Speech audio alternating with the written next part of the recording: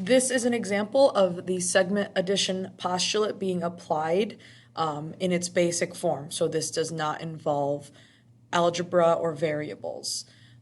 So in this example, we see segment CE, the long segment CE. We see it composed of CD and DE. So CE is 30 units long. So I know CE is 30 units.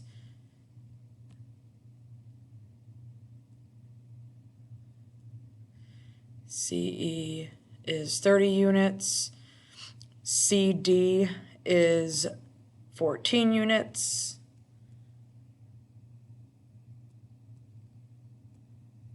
CD is 14 units.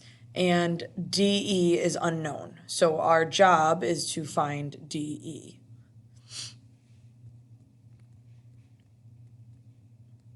So in looking at the picture, I can see that CE is the full length of the segment. I can see that CD, which is 30 units long, CD is the first segment of the first section of the segment, and then DE is our unknown, and that is the second segment of our section.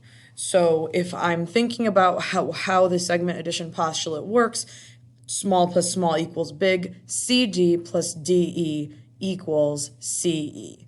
So CD plus DE equals CE.